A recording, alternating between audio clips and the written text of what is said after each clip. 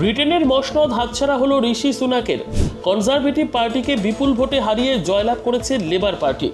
ভারতে মোদী সরকার 400-র গণ্ডি পার করতে না পারলেও ব্রিটেনে পারলেন স্টারমার। ঋষিকে প্রাক্তন করে ছাড়লেন কিয়ের। ব্রিটেনের পরবর্তী প্রধানমন্ত্রী হচ্ছেন তিনি। 14 বছর ইংল্যান্ডের মসনদে ছিল কনজারভেটিভ পার্টি। সেই সময় নানান রাজনৈতিক অস্থিরতা দেখেছে দেশ। 5 বছর ধরে নিজেদের মধ্যে দ্বন্দ্ব, 3 বার প্রধানমন্ত্রী বদল, তার প্রভাব পড়েছে এবার ভোট ব্যাংকে। ভেঙে পড়া অর্থনীতি, জীবনযাত্রার মানে অবনমন, অপরাধের মাত্রা বৃদ্ধি ইত্যাদি নানান কারণে বিরক্ত হয়ে পড়েছিল জনগণ। আর তার প্রভাব পড়েছে ভোট ব্যাংকে। 61 বছর বয়সী রাজনীতিবিদ তথা ব্রিটেনের প্রধানমন্ত্রী নানান চ্যালেঞ্জের মুখোমুখি হবেন বলেই মত প্রকাশ করেছে বিভিন্ন রাজনৈতিক মহল। 1962 সালে লন্ডনে জন্মগ্রহণ করেন তিনি। পড়াশোনা শেষে আইনজীবী হিসেবে তার পেশাগত জীবন শুরু করেন।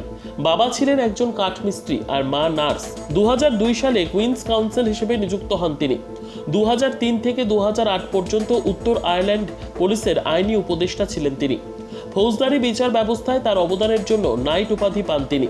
তবে সেই উপাধি খুব একটা ব্যবহার করেন না তিনি। তার পরের বছর সাংসদ হন তিনি। 2020 সালে লেবার নেতৃত্বের ভোটে বিপুল জয়লাভ করেন তিনি।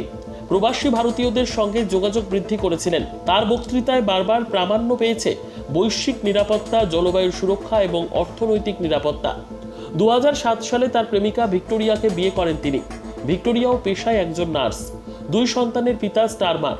রাজনৈতিক থেকে পারিবারিক গুরুদায়িত্ব সামলে এবারে ব্রিটেনের দায়িত্ব নিজের কাঁধে তুলেছেন তিনি। Bureau report, TNI news Bangla. বর্তমানে পূর্ব ভারতের বন্ধ্যাত্ব চিকিৎসার সেরা ঠিকানা রামকৃষ্ণ আইভিএফ সেন্টার। এখানে বিশেষজ্ঞ ডাক্তার, উন্নত প্রযুক্তি এবং বিশ্বমানের পরিষেবা আপনার কোল আলো করবেই। খরচ আপনার সাধ্যের মধ্যে। রামকৃষ্ণ আইভিএফ সেন্টার, মা হওয়ার স্বপ্ন পূরণ।